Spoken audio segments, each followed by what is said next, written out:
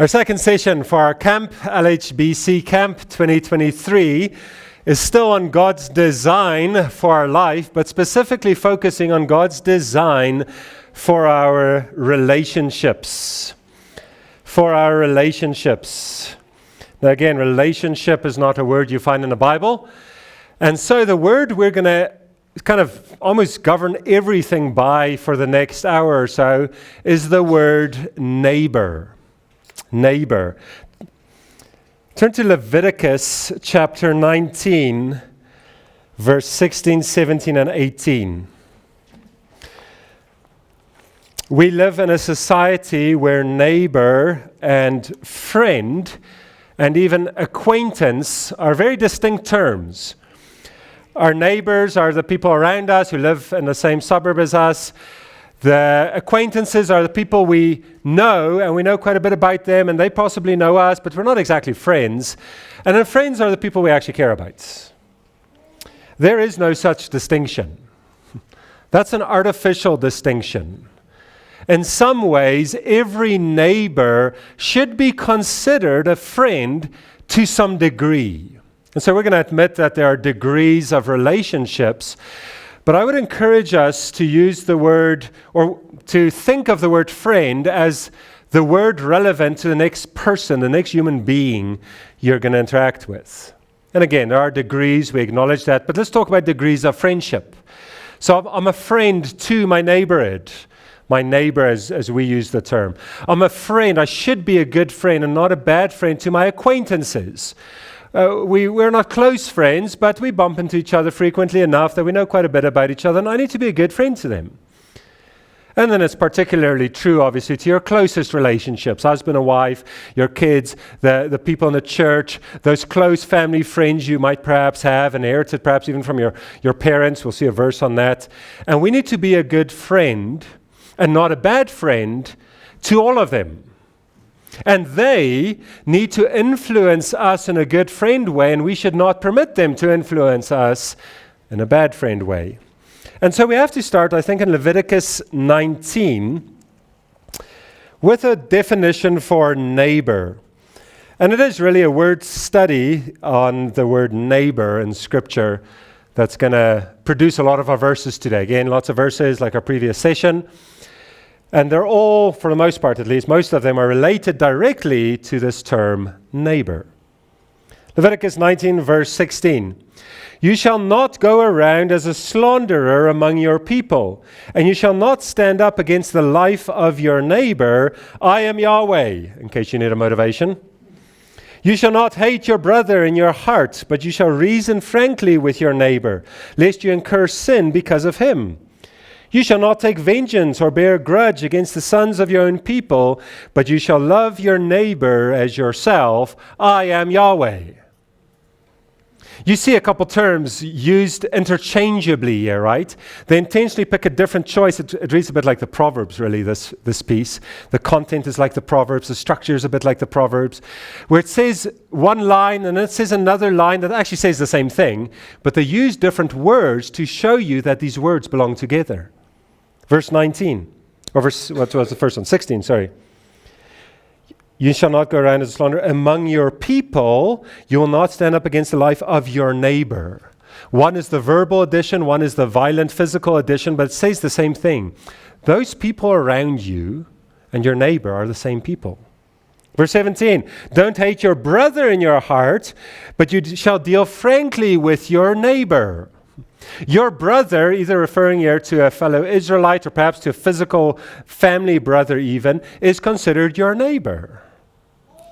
And a bit of the common sense thing, lest you incur sin because of him. Okay, don't sin in response to your neighbor. You shall not take vengeance, bear a grudge against the sons of your own people, referring to a fellow Israelite, but you shall love your neighbor. The positive and the negative of the same thing. Again, your neighbor. And so your neighbor is a good biblical word for us to think of when we think of interpersonal human relationships. When you're interacting with another person, I'm speaking to you as a group, as an individual, you're listening to me. Then we're going to go out and you're going to speak to someone. And then next week, you're going to go back home and you're going to bump into some stranger and you're going to talk to a family member and you're going to work with a colleague. All of those are your neighbor. And so when we talk about God's design for your relationships, we're talking about God's design for your interaction with any other human being. Be it your closest friend, your spouse, or the most remote stranger that you bump into next. Titus chapter 3 verse 2 puts it in a different word. It says, show perfect courtesy to all people. Show perfect courtesy to all people. If you fall in the description of a person, you're a human being, then you're my neighbor. And I have an obligation by God's design to treat you courteously. Titus 3 verse 2, show perfect courtesy to all people. There's a good memory verse, okay, from the age of about 2. Now, the quickest way to find out God's design for your relationships is to see what Proverbs has to say on anything to do with your neighbor. And so we'll spend a lot of time in Proverbs for the session, focusing on the term neighbor and some of its close associates. And what I want to do again is split the session somewhat in a very clear halves. The first half is going to be about friendship, relationships, how to treat your neighbor, how not to treat your neighbor. It will be a positive and a negative. And then the second half is going to focus on what happens when something goes wrong. This is what you should do, but what happens if something goes wrong? How do you then restore your relationship with a person either offended or hurt or who knows what? And so we'll talk about friendship, duties, and responsibilities, and then we're going to talk about conflict and reconciliation. Let's start with friendship, duties, and responsibilities. And before we get to the obvious signs of a bad friend, I want to talk about illustrate the significance of good friendships. I call this Winnie the Pooh counseling. Okay, Winnie the Pooh has a very, very different set of friends in his little circle of friends. You know them very well. They're always the same friends. And he doesn't have it easy. Okay, if you think about Winnie the Pooh's friends, they're not the easiest of friends. And yet, Winnie the Pooh is like the perfect friend. Okay, why do you think kids love Winnie the Pooh? Okay, Christopher Robin, yes, I know he's there somewhere, and Piglet is cute sometimes, and Eeyore is strange, and Tigger is an annoyance. But Pooh, everybody loves Pooh. Okay, everybody loves Pooh Bear. Piglet is weak, he's fearful of everything, everything's always going to be bad. And Pooh comes along and always has this mind-altering word of encouragement for Piglet that just gives him a completely different perspective. Okay, sometimes it's complete nonsense and it's just a big fat joke, but Pooh always seems to have the right word that makes Piglet less fearful, less anxious, less worrisome about all the bad things in life. And then you have Tigger, who's this bouncy, energetic, nothing bounces like a Tigger bounces kind of friend who just charges in, crashes through the door, ruins your house, and bounces out again as cheerful as ever. Not a clue as to how destructive he has been. And when he's gone, it's Pooh Bear that always has something nice to say about Tigger to all his friends who are very discouraged because Tigger came and went like a whirlwind. Or Eeyore. Okay, talk about a gifted author gifted at expressing common depression and the solution to it. Okay, long before psychology was a big thing. Eeyore, depressed, clinically so, moody, slow, sad. Like he even speaks slow. Even if you're just reading the book, you just end up reading it slow. Okay? Pooh Bear shows up to Eeyore every once in a while. Eeyore is always depressed and moody. And sometimes Pooh Bear has again, just the right thing to say or just the right thing to do typically. They're always going to rebuild his house that fell down or something like that. Or Pooh just sits next to him. Says, come Piglet, let's just sit next to him. Why are you sitting next to me, Eeyore? Right? Because that's what friends do, Pooh replies. Okay, so Winnie the Pooh counseling, that's normal Christian interaction with one another. Now, Winnie the Pooh is not regenerate or anything like that, but it's a good illustration. You understand it. He's always happy. He always has a plan. He always has something nice to say, and his friends are a bunch of misfits. We have a responsibility towards one another. We can either be that misfit influence that tries and destroys the stable steadiness of Winnie the Pooh, or we can be the Winnie the Pooh that has a very positive effect on others. We have a responsibility by design in influencing one another. So God's designs for your relationships is a design to influence one another in a good way, not a bad way, and especially when the pawpaw hits the fan and there's issues, to be the one who comes in and can make peace. And that's what we're going to look at today. So let's start very negatively with the obvious signs of a bad friend. The obvious signs of a bad friend. Now, as we go through this list, you're at times hopefully going to be like, yes, a name came to mind as you said that one, as we read that verse. Bad friend, I need to be aware of it. But I trust that at times your own name will come to mind and you're like, I was a bad friend to someone else. Their name comes to mind, but it's not because they were the bad friend, but because you were this bad friend to them. And so as we go through it, notice these issues in others so you can be discerning in your friends. But more importantly, don't be such a friend yourself. Obvious signs of a bad friend. Unfortunately, there are many, many bad signs. 7 is the perfect number, right? So we'll have 7 bad signs of a friend. Proverbs 19, verse 4 and verse 6 says, wealth brings many friends, but a poor man is deserted by his friend. Many seek the favor of a generous man, and everyone is a friend to a man who gives gifts. The first obvious sign of a bad friend is that he loves the friendship more than the friend. You love the friendship more than you love your friend. There's a motive for loving this friendship. This is a nice friendship to have. This is a friendship that makes me feel better about myself. This is a friendship that might offer some financial reward. This is a friendship actually just motivated by greed. What I'm already just getting from the relationship by being in the relationship and what I might maybe well get from it one day. Now, money is the obvious illustration of that, right? Rich man walks in and you start connecting with him a little bit and you're like, ooh, yes, we need to stay friends. Why? Because he's rich. That's the only thing that made you think that compared to the next guy who walked in and you started up a great conversation with him too, but he's very poor. Beware of loving a friendship more than the person. We're not solving relationships at the end of the day. We are reconciling with people. The next obvious sign of a bad friend is that he promotes sinfulness instead of holiness. You're a bad friend when you promote sinfulness in others instead of holiness. Proverbs 1 is a mega chapter, that second half of the chapter, all dedicated to warning his son, Solomon warning the young prince of the bad friends who want to be his friend.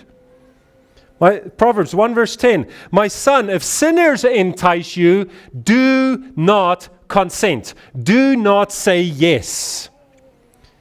Verse 15 and 16, my son, do not walk in the way with them. Hold back your foot from their paths, for their feet run to evil. It's a very vivid picture, right? Children, you can even understand it. Okay, friend says, come. And you have to grab hold of your feet and hold them back. Okay, when your friend moves forward, you don't. Okay, you keep them. Don't follow. Hold back your foot from their paths. When it comes to God's design for your relationships, get a firm grasp of your own feet and make sure they don't go after bad friends. Or consider your own friendship influence. Do you, in your conversations and your attitudes and your responsibilities to others, produce more sinfulness or more holiness? Beware of the motive of greed. We looked at that previously. This one is beware of the motive of sinful pleasure. of, hey, we can do, this can be really funny if we do this. Okay, you see it when kids play. My boys know this very well. They're playing. One is crying, the other is literally laughing. Now, why are you crying? He hit me. Why did you hit him? Because it was funny. Don't be that friend who finds pleasure in sinful things. Third, obvious sign of a bad friend. We're going to go through these fairly quickly. Build the friendship on the ruins of another friendship. That's a bad sign. When you build this friendship by ruining other friendships. Okay, this is a big thing in Proverbs. Proverbs 16, verse 28. A dishonest man spreads strife, and a whisperer separates close friends. They're like, what's a whisperer? A whisperer. I think it says whisper there. A whisperer. There should be extra ER. A whisperer. That's a whisper. Okay, so we're talking about gossip and slander. Spreading little tidbits, dainty morsels, they're called in Proverbs, of information about somebody. And why do we gossip and slander? Because we are building a relationship of trust with somebody, but we do it at the cost of somebody else. See, now all of a sudden the neighbor term that applies to everyone becomes significant. Because you can't just say, well, this is my friend and he's just a stranger. I'm going to build a friendship with this person by sharing dainty morsels of inside information about my neighbor who's living next to me. All of them are your neighbor. So you're building one relationship at the cost of another, on the ruins of another. That's a bad friend. Stay away from friends like that. Don't be that friend yourself. Proverbs 29, verse 5. A man who flatters his neighbor spreads a net for his feet. The first one was what they say behind your back. This is what they say into your face. Oh, only nice things, always nice things. You're spreading a net for his feet. You're not considering what your influence in the relationship is doing to him. You're just concerned about now winning his favor. Don't be the friend who uses insider information to get something out of a friendship. Don't be that close friend, perhaps, who ends up destroying the friendships because you always are just saying nice things because we just want to keep the relationship intact. We're not seeking friendship for the sake of friendship. We're not building relationships for the sake of relationships.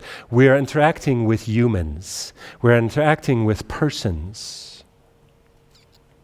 Fourth obvious sign of a bad friend is to presume upon their kindness.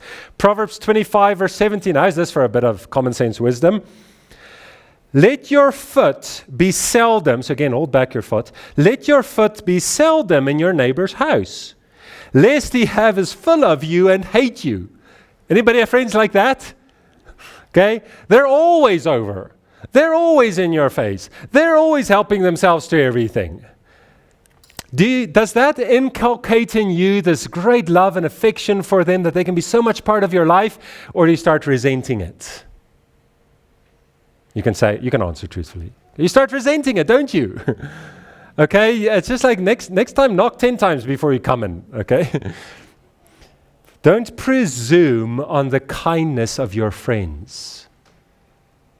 And if you see a friend who does that, recognize that it's destructive to the friendship.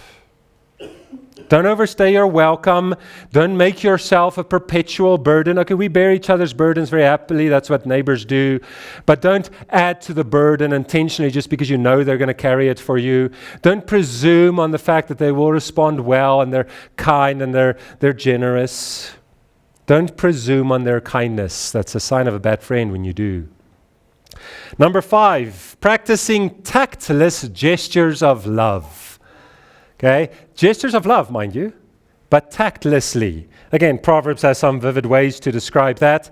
Proverbs 25, verse 20. Whoever sings songs to a heavy heart is like one who takes off a garment on a cold day and like vinegar on soda. Okay, chemical experiment is not a good standard of friendships. Okay, taking off a garment on a cold day. You get to somebody's house and your jacket it's really cold, it's a bit big. You want to help them take it off because inside the house it's warm. In our country, it's not warm inside the house.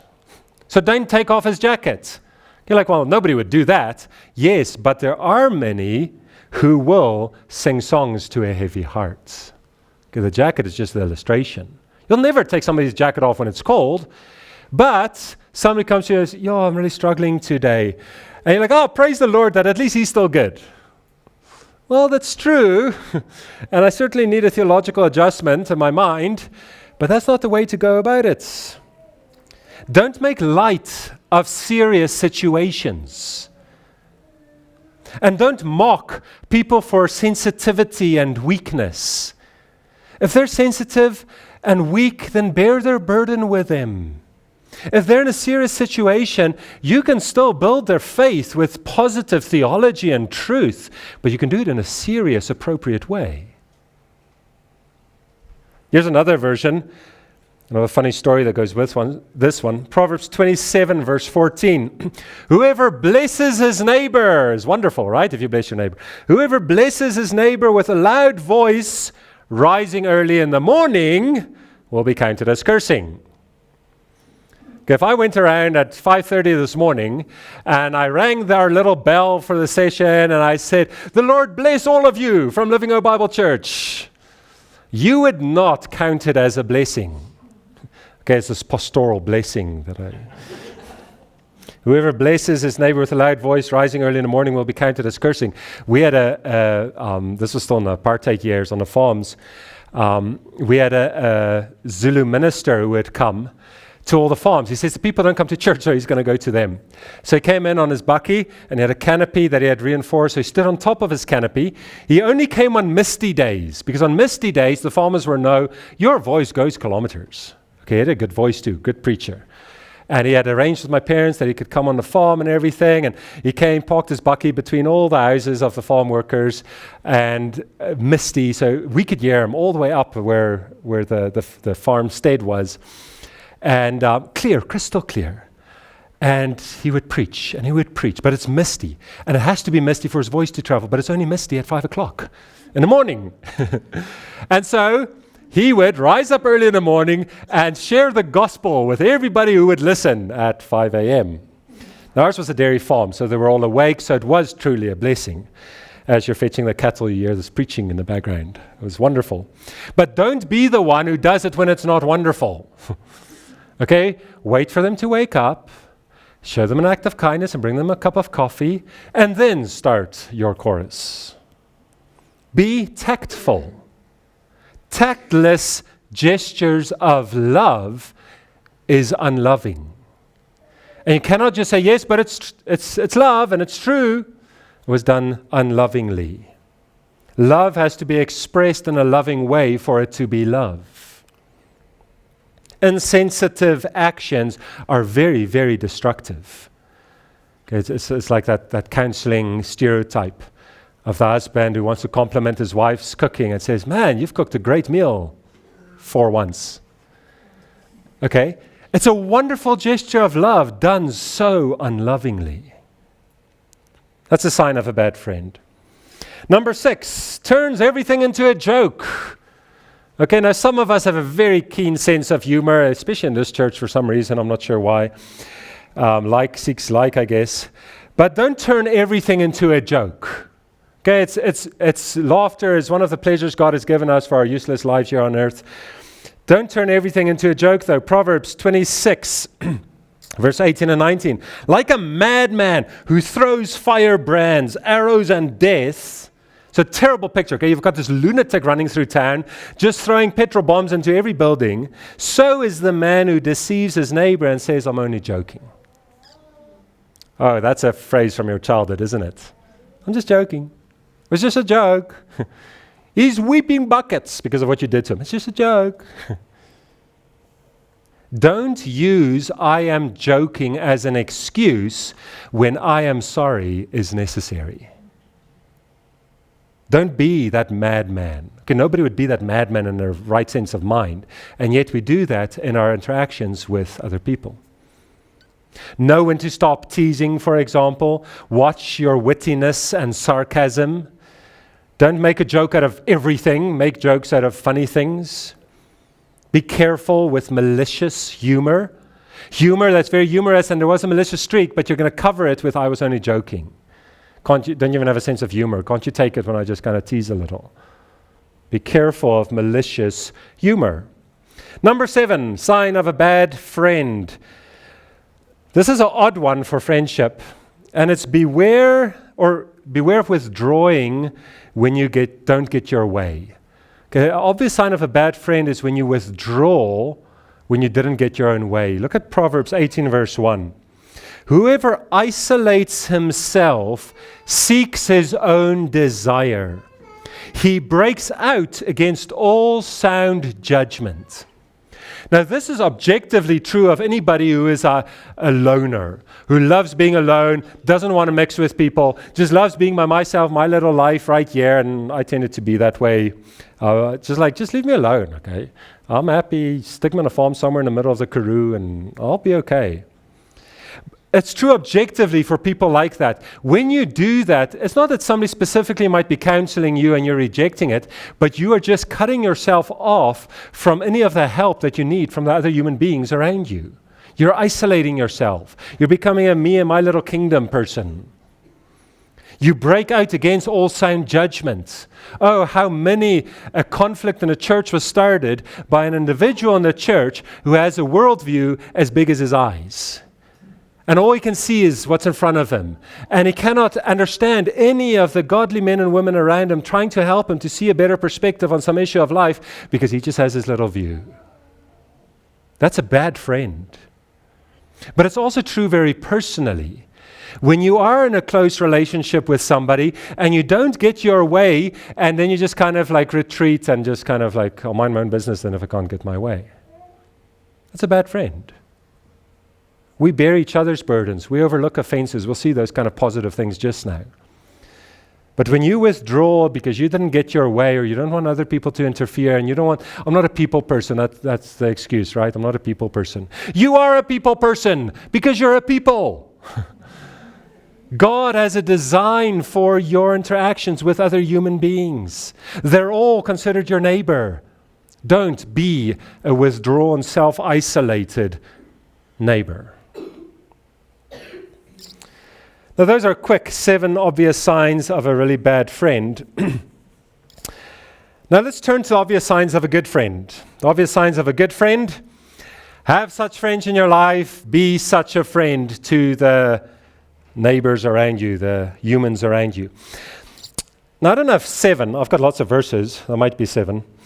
But there's actually just one verse that just says it all in Proverbs.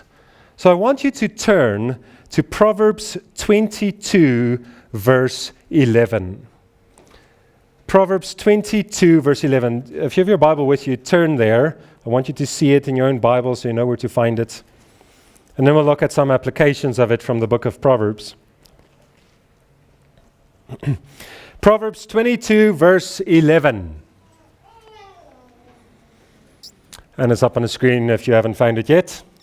He who loves purity of heart and whose speech is gracious will have the king as a friend. Guess what person wrote this? A king. The kings of Israel put these things together, wrote all of them. It's words of the wise, it's words of some other kings even, all put together in the book of Proverbs. When you read the book of Proverbs, you're getting a king's perspective on life. Mostly Solomon, but some other people too. And he says, if you want to be my friend, don't chase after my money or my influence or anything like that. If you want to be my friend, then love purity of heart and be gracious in your speech. If I can put it very practically, be sincere in your motives and be gracious in your execution. Be sincere in your motives and be gracious in your execution. If you do that, you're a good friend.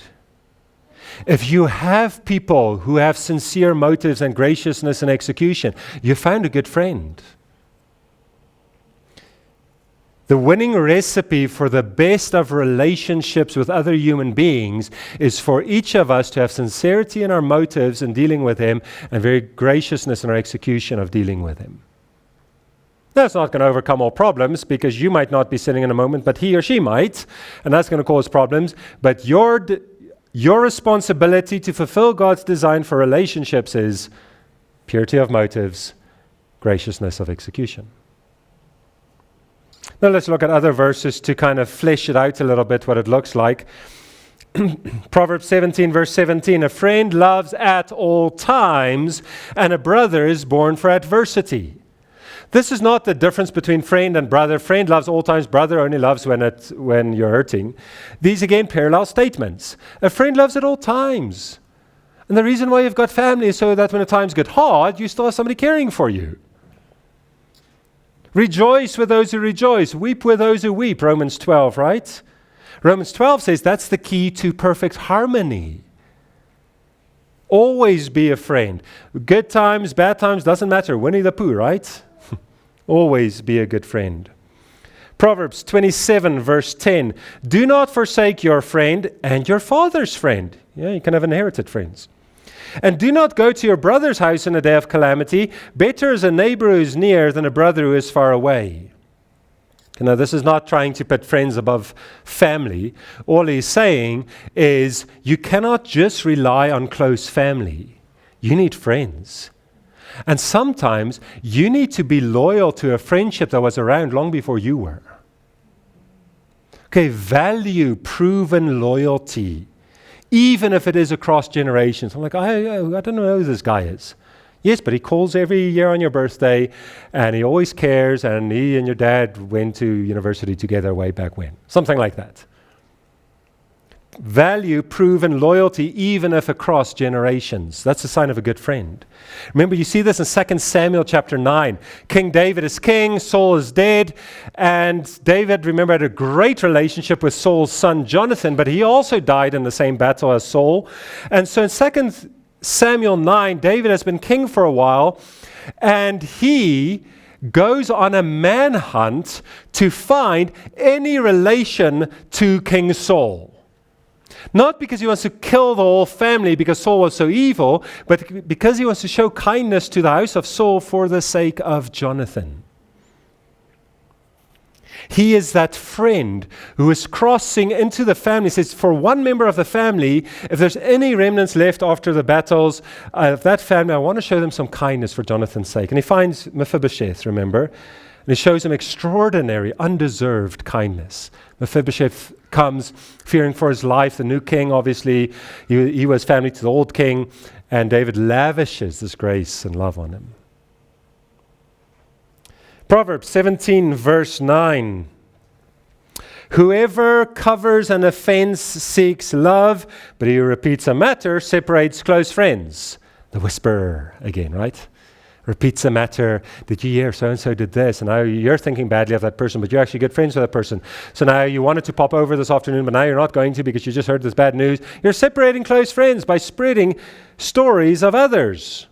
And these aren't even false stories. Okay? These are legitimate offenses. But whoever covers an offense seeks love. Oh, that's the key to a great marriage. It's the key to every great human relationship.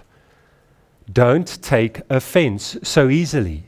The sign of a good friend is a sign who, right when you did something insensitive and tactless and unthoughtful, just continues with grace and kindness, does something nice. What is important here, though, is this, one of the signs of a really good friend is that they recognize your sinfulness without jumping on every offense. Okay, it's fine to say, well, love covers a multitude of offenses. As long as they're doing love, I won't be offended. No, recognize the sinfulness of your friends. Not because you have a list of their sins that you recognize, but because they're a human being born after Genesis 3. Okay, married couples come for counseling. They come and sit down. We don't really know where to start. It's kind of embarrassing, and especially we don't want you to think like, wow, I never knew there were people like that in my church and stuff like that. I'm like, the Bible tells me to expect something pretty bad. By nature, we're sinful. And so there's not a lot of things you can say that's going to kind of make my jaw drop and my eyes explode. Recognize that your friends and your neighbors and the people around you are sinners who sin. Most of them are not even saved from the power of sin yet. So recognize them and don't jump on every offense. By the way, just verbalizing the fact that you won't jump on every offense is sometimes a great way to restore a broken relationship. Because sometimes the relationship is broken by the one who caused the offense because now he feels ashamed and guilty because of it. If you go to him and say, look, I know that was a bit tactless there, but I still love you. Okay, I'm still going to be your friend. I'm still going to be a good neighbor to you in a biblical sense. There's another side to this verse too, though. So there's covering an offense as an act of love, but there's also rebuking. Proverbs 27, verse 6 and 9. Faithful are the wounds of a friend. Profuse or excessive are the kisses of an enemy. Oil and perfume make the heart glad, verse 9. And the sweetness of a friend comes from his earnest counsel. Love covers a multitude of sins. And at the same time, a good friend will actually be that friend who speaks to you when it's necessary. Okay, you know those discussions, gossip, gossip, gossip, whisper, whisper, whisper, slander, slander, slander. Somebody really needs to talk to that person. After 20 minutes of talking to everyone else, somebody really needs to talk to that person. Sometimes you're that someone. Go be the good friend who's going to go and say, I hear something is not quite right. What's going on? Can I help you with something? Oh, that's wrong.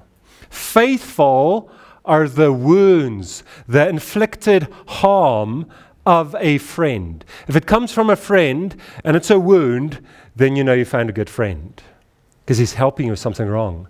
Profuse or excessive are the kisses of an enemy. Oh, an enemy comes to you. He doesn't want to be known as an enemy, so he's going to kiss, kiss, kiss, kiss, kiss your feet all the way home. And he's going to stab you in the back then. Proverbs 28:23, somewhat similar. Proverbs 28:23, whoever rebukes a man will afterwards find more favor than he who flatters with his tongue. Don't be the friend who, when something serious is wrong in a person's life, says, oh, but you know, you've got so many other gifts and positive qualities. Flatter, flatter, flatter. Be the one that says, this is a problem, let's talk about it. Be that friend. And then lastly, Proverbs 27, verse 17. Iron sharpens iron. That's a simple principle of life, right? You can sharpen a knife with a knife. And one man sharpens another. That's a sign of a good friend. They're not dulling you with flattery. They're not breaking you with sin, temptations to sin. They're sharpening you. Oh, it kind of rubs off the rough edges from time to time, and that hurts a little bit. But you come out glistening. And hopefully you're that friend to others. A sharpening positive influence on one another that restores the beauty of what human interaction should be like, that restores maturity and instills some convictions and godliness in one another. A sign of an obviously good friend is when you have this mutually building up, enriching relationship. There's enough giving and self-disclosing of yourself and love and grace and goodness, and there's enough receiving, learning, correcting, rebuking even, their kindness again. Those are obvious signs of a good friend. But I still think they all boil down to Proverbs 22, verse 11. He who loves purity of heart and whose speech is gracious, I can make a friend out of anyone. Now, your friend might not be that person, but you can still be that person's friend. So obvious signs of a bad friend, obvious signs of a good friend, these are God's glimpses for us from Proverbs into his design for interhuman relationships. Be it a stranger next to the road on the way home tomorrow, or be it your closest family friend. Now the issue is, that's all fine and well, that gets us started on the right path, but we always kind of practice some of the obvious signs of a bad friend with one another, and we ruin the relationship, and we can't just go and undo it. The deed is done. We can't just be like, okay, from now on I'll be a good friend, because that doesn't solve the hurt either. You can't just have a list of bad friend things and good friend things and do less of this and more of that and hope it solves it. It doesn't. Oh, you hurt me so badly. Yes, but I've been doing all kinds of nice things to you since then. Well, that doesn't exactly solve the relationship either. Because the one is still going to say, yes, but it hurt. And the other one is still going to say, yes, but I'm not doing it anymore. And so we come to the issue of making peace. Now, again, there are three categories here. We're not going to talk much about them, but I am going to give you a little diagram just now. Three categories of things that we do with peace. We either break it up by sinning, or we fake the peace because we don't actually have the guts to do what is right, or we make peace. And I find it very helpful to put it in those terms. There's peacemaking and peace breaking. We're familiar with that, but there's also peace faking. And it's blessed are the peacemakers, according to Jesus, not blessed are the peace fakers, for they can have a peaceful life. And I find this diagram very helpful. I want to explain it to you just quickly. This is from Ken Sande. I see as a new version of it that like each of these has three subcategories again. It's way too complex in my mind. This is a bit easier. And the principle is simple. You're sitting on this dome. The top is relatively flat. And if you go a bit to the one side or a bit to the other side, it's very easy to get back to the middle again. Okay, the top of that dome, the top third then, so left third, the top third, and the right third. The top third is the peacemaking zone. If you just kind of wander around there with all your relationships, you're going to have a really good set of friends. Good friendships, good neighborly interactions. You have good relationships with all your acquaintances and them with you. But as soon as you go off a bit too far, you go into a sinful zone. It's either peace breaking or peace faking. And the problem, because it's on a dome, is that the further you go from the middle, the steeper it gets. And it gets harder to get back. Now, it's not very hard to get back. There's always great answers. But you find yourself not wanting to go back because now you're on a trajectory. And so on the peace faking side of things, you've got a great friendship, and then something happens that's not so great, and now you have to reconcile and you have to make peace. But instead of making peace, you just kind of say, it didn't really happen. Let's just pretend it didn't happen. Okay? That's a very common sentence, right, in relationships. Let's just pretend this didn't happen. And very quickly, though, that denial turns into just full-out blaming. Okay? Because you cannot deny something bad so long. Eventually it explodes and you're like, but there's always you, and you do this and you do that. You end up running away from a situation. And in its extreme form, you have faked peace so much, knowing it's fake because you're still sitting with the problems, that eventually you look at it and say, another way I can fake peace is if I kill myself, then at least they can be at peace. The lie of suicide, right? And so you commit suicide. The other side, though, of this whole picture is the peace-breaking zone. Perhaps we're more familiar with that because it's more visually in your face every day. Instead of making peace, something bad happens and you just throw that bad thing at them. Proper insult. Maybe we're covered with a little humor at first, but eventually even that gets removed. It's just flat-out insult. And then you go, you say it to their face, you call them names, and then after the moment you kind of feel bad about it a little bit, so you don't say it to them anymore. But now you go say it to everyone else. And you start to gossip and to slander. And that causes fighting because it separates close friends, as Proverbs says. And now everybody is fighting. And you're fighting with that person and he's fighting with you because you told somebody else. Everybody is fighting. And as fighting escalates, ever since Cain's day already, somebody ends up killing somebody else. Breaking peace in the most dramatic way possible. Now that's an incredibly helpful little diagram, and there's lots of Bible verses to attach to each one of those. There's a lot of instruction on how to work up the steep slopes and back to the relatively flat top. But one lesson about this dome also is that there is no perfect flat spot, where if you just stay there, everything is fine. Okay? That's the man who isolates himself. Okay, I'm not going to touch anyone, not talking to nobody, so I can keep peace. There is no flat spot. You're always sliding a bit to the one side or a bit to the other side. And as long as you keep correcting yourself in that top little bit, you're fine. So that's what I want to talk about in the rest of our time for this session. This top little part of the dome, the peacemaking zone, where you overlook some things, and that certainly makes peace. Denial would go too far with that, obviously. Or you talk to them because that's the right thing to do and you want to make peace again. Sometimes it doesn't always work well when you talk to them and it kind of explodes a little bit, so you need some help, so you go get help.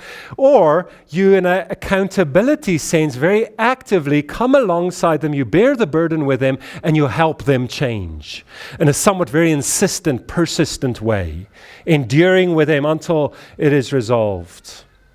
Not insulting or gossip, then you've slid too far again, but helping them in a very active way to make peace again. And so let's talk about these 4 practices of the dedicated peacemakers. I'm dedicated, I'm in that middle zone, I'm going to stay there, I'm always going to stay there, I'm never going to go off the sides. I'm going to go between those 4 things until it gets resolved, as far as it depends on me at least. Obviously, you don't know what they're going to do with it. So let's talk about these 4 things quickly. First, overlook offenses. If you want to maintain God's design for your relationships, you need to learn the skill, the peacemaking skill of overlooking. Not denying, overlooking. I admit it's an issue, I know you did it, but I'm not going to hold it against you. Denial says, well, let's pretend it didn't happen. It did happen. There's guilt, there's sin, there's offense. But overlooking it says, I'm not going to hold it against you. Okay? You're a sinner, I'm a sinner. I see my sin against God as much worse than your sin against me, so I'm happy to overlook it and move on. Overlooking offenses. Proverbs 17, verse 9, we saw this already. Whoever covers an offense seeks love, but he who repeats a matter separates close friends. Proverbs 19, verse 11, good sense makes one slow to anger, and it is his glory to overlook an offense. And if you think these offenses are just non-sinful things, because sin needs to be rebuked, let's add to it a verse from Peter. 1 Peter 4, verse 8. Above all, keep loving one another earnestly, since love covers a multitude of sins. Offense is not just that kind of accidental hurt done, sometimes even the intentional hurt done. You don't have to go around as the sin police. The Holy Spirit's already doing that. He doesn't share his office with you. Love one another by overlooking offenses. Sometimes this is the most common form of love in a human relationship. Overlook the offense. Don't jump on everything. Secondly, though, back to the diagram just quickly, there's overlooking offenses. I think that's a good default place to start. So you kind of see we're working from the left around to the right. Next one is talk. Talk through the issues. If you overlook the offense, but after a while you realize you're not really overlooking it, it's still in your mind. Okay, I'm going to overlook the fact that he said something mean to me. Yo, it really bugs me. Why would he say that? And you keep thinking about it. Then you're not overlooking it. So if you can't overlook it and it's not working, then speak to the person. Go and say, it really hurts me actually that you said that. And I thought I could overlook it, but I can't overlook it. Now you're going to go talk through the issues.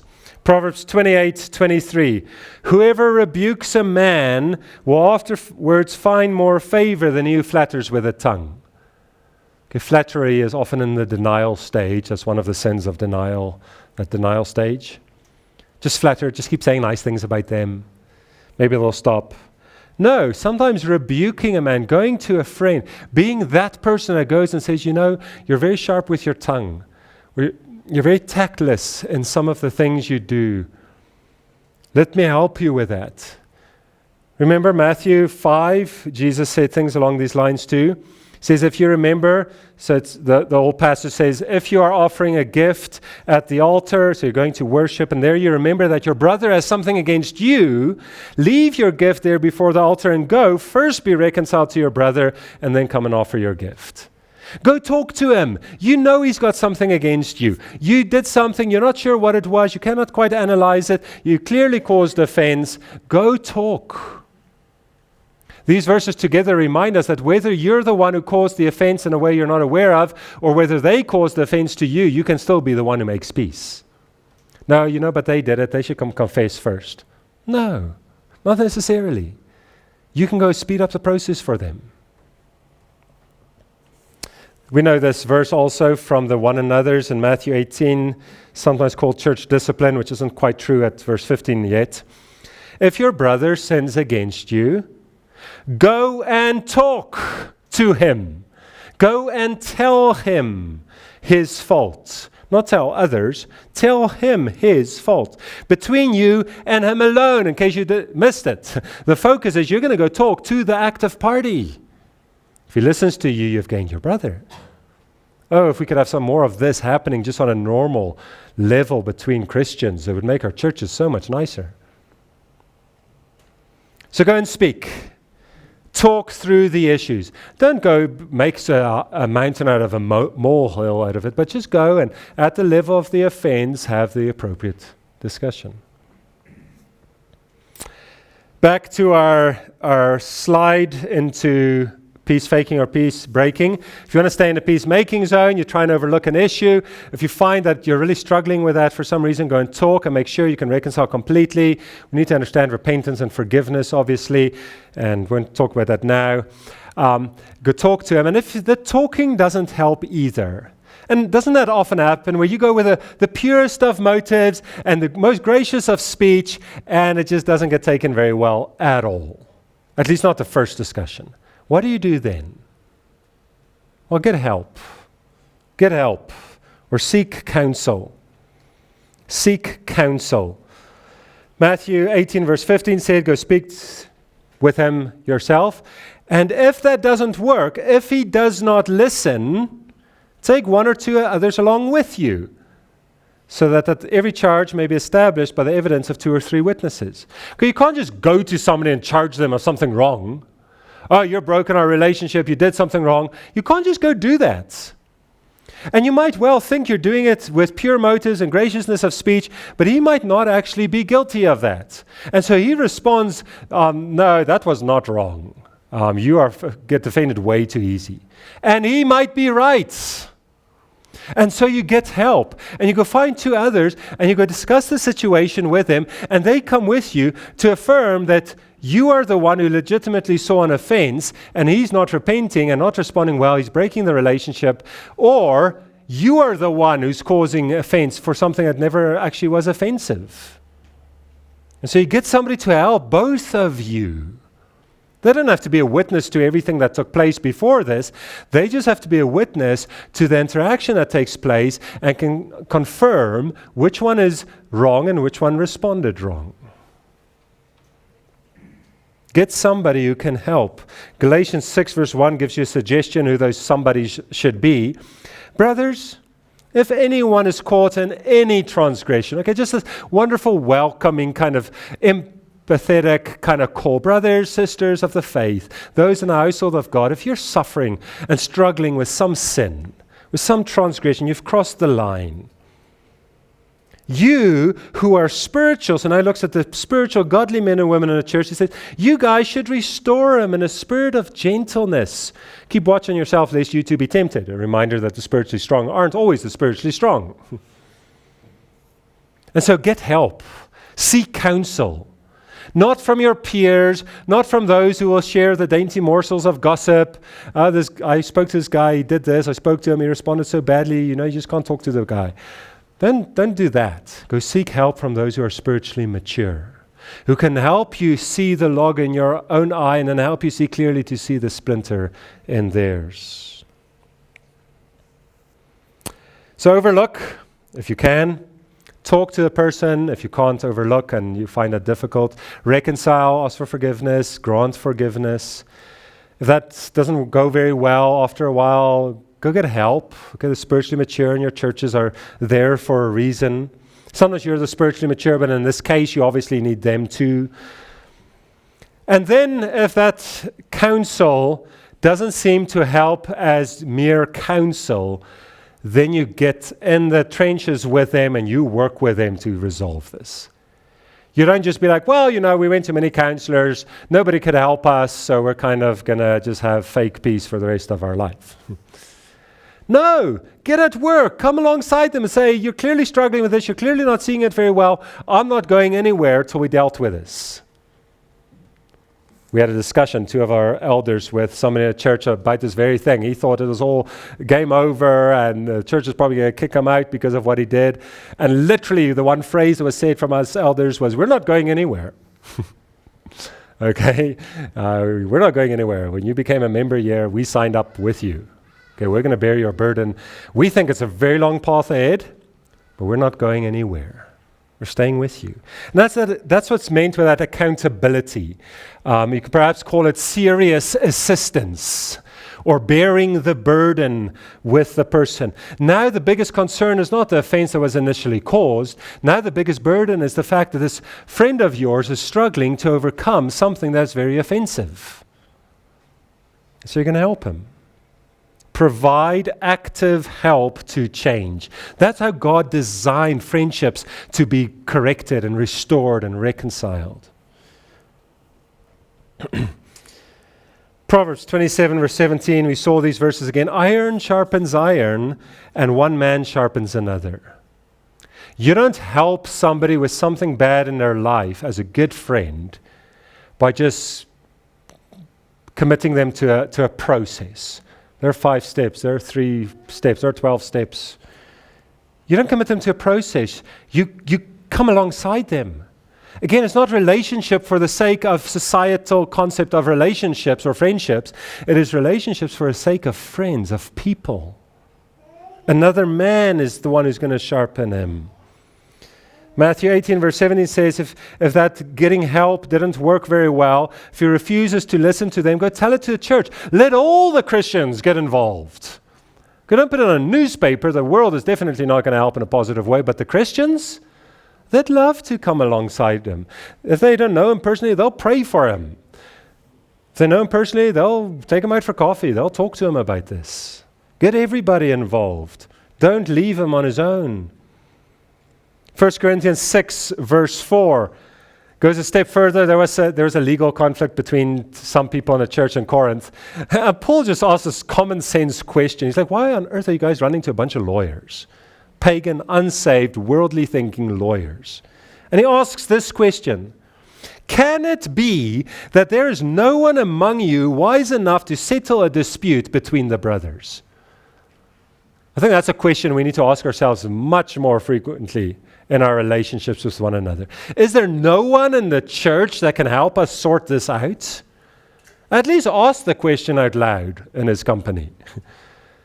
And then be like, of course there's somebody in the church. Okay, it's a rhetorical question, not an analytical one. Of course there's someone in the church who can help you sort it out. Who is that somebody? Go find him or her. Let them help you. And so if you want to follow God's design for your relationships, for your interactions with other human beings, your biblical neighbors, then don't be the bad friend, the obviously bad friend.